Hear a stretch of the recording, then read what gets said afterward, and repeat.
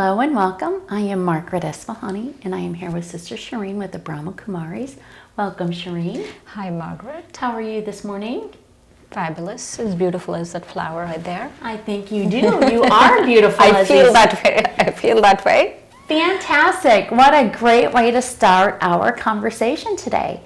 So what we're going to discuss today is just sort of, we're going to put a couple pieces to the puzzle together regarding soul fitness. And there's some components that we need to, mesh and that will really provide a solid foundation for soul fitness.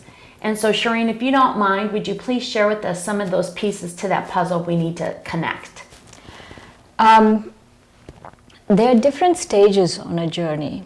For example, I have cousins who have two-year-old kids, or when my sisters they're a little older now, in their they're 8, 9, like that. So, but when they were little, when I used to say, "Oh, how is the child doing?" He used to say, "Oh, you know how 2-year-olds are." Yes. Right. So it's a stage in their life. Correct. And once you understand that stage, you know that you know what to expect, and you know how things will go, and all of those things. Yes. And so let's say you have teenagers. Yes. And every time I say that, you have such a long suffering expression on your face.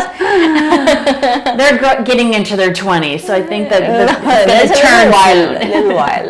You're hoping it turns soon, but it's a little ways to go. Yes. Yes. But anyway, so you know how teenagers can be. Yes. Only teenagers who have teenagers know how teenagers can be. So when I say you know how teenagers can be, you understand, because you understand that's a stage in their life. Correct.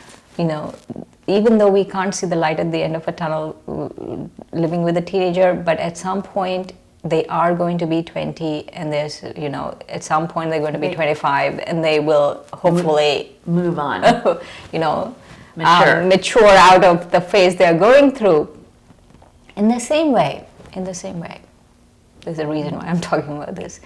In the same way, if we understand the stages in soul fitness, it's easy. Yes. And so there are 4 stages in soul fitness. The first stage is understanding. And that is why we spoke so much about deep understanding. We have to understand.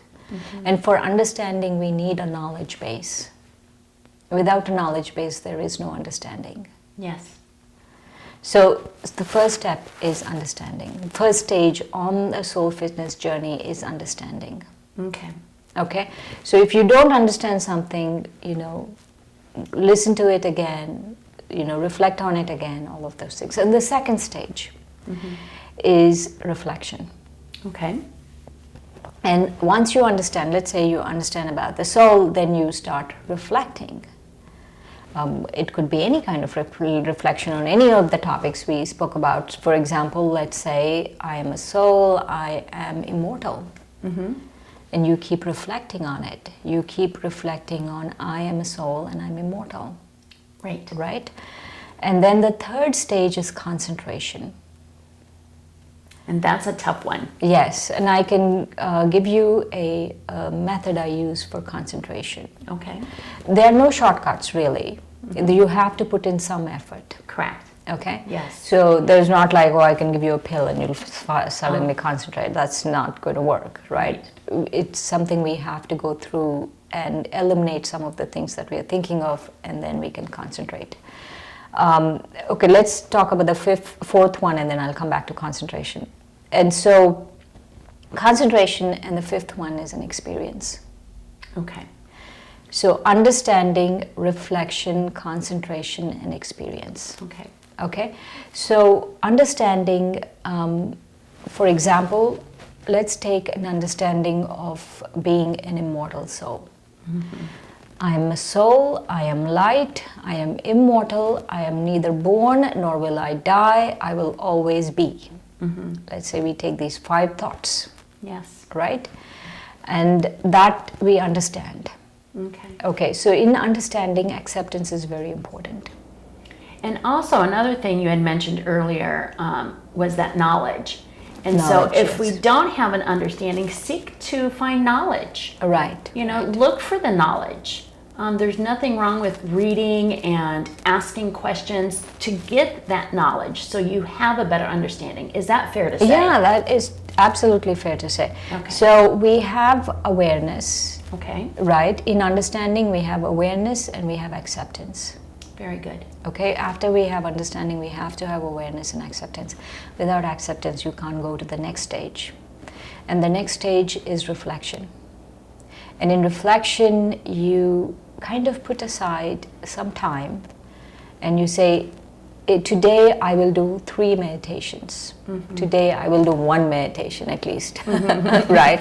Let's start there. Yeah, so today I will do this, and this particular time for 20 minutes is just my time for meditation and my time for reflection. I'm not going to think about anything else. I'm not going to get distracted because all kinds of things will come to distract you. Right. Everything will sound important, even including cleaning your closet. It's even more No, that'll never be important. appealing than sitting down for meditation because that's just the way the mind works. You're right. And I like the fact that, I mean, you did say originally, you know, do 3-4 times a day, but you can start off with just even a shorter meditation to get that practice, maybe a 3 to 5 minute meditation, if you will, and then work up to a 20-minute meditation, or just do, if you will, a short 5-minute one in the morning, and then before you go to bed at night, you can do, and then you've got, you know, some regular consistency going Right, on. So right. Continue. So the third one I would do is, so in reflection, so make sure you have time. Make time, you do all of these things and give yourself time. Got it. Without time, it doesn't work. Give yourself time. That's right. Right, okay? And that is reflection. In reflection, you need time. In understanding, you need acceptance. In concentration, you need some kind of determination. Excellent. You know, and the determination you need is that, let's take these thoughts I had. I'm a soul, I am light, I am immortal, I am beyond birth and death, and I will always be. Mm-hmm. So I take 4 thoughts like that, any 4 thoughts, and I start looping them in my mind, right? And let's say after I have the second thought, which is I'm a soul, I am light, I'm immortal, I think, what am I having for lunch? Right? And so if I think that, then I go back to the first thought. So when I sit down for meditation, I tell myself, in this meditation, I'm going to have this sequence of thoughts 10 times. Excellent. And if I break it, if I break my concentration at any point, I have external thoughts. That's what's breaking concentration. Correct. If I break my concentration at any point, I give myself consequence. I'm going to go back to the beginning. So what happens is the first few times you do this, your mind gets the message and it says, no, don't do that. Starting again. Don't do that. So you go back. Excellent, Shireen. Wonderful. And so that's how you build concentration. Excellent. You take a sequence of knowledge, or wisdom, a knowledge base, and you just start thinking about it, without external thoughts. You know, like you're thinking about, let's say, I'm soul, I'm immortal, I will always be, and then you'll think, how dare that person do that to me?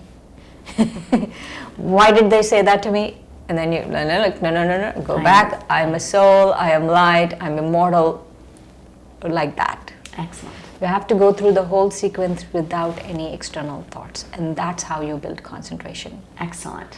And the experience is, instead of just it being a word in your head or a bunch of words in your head, I'm a soul, I'm immortal, you will really experience immortality. You will be the soul that is immortal. And in that regard, you can feel, and I don't mean a tangible feeling, but you can feel in a spiritual sense that greatness. It's an intangible feel that you believe in. And then all of those components come together like the pieces of a puzzle to frame and give us the framework for soul fitness. Yes, yes. You know, one of the things that you said, and I believe, and correct me if I'm wrong, it was during the component of concentration, and you had mentioned determination.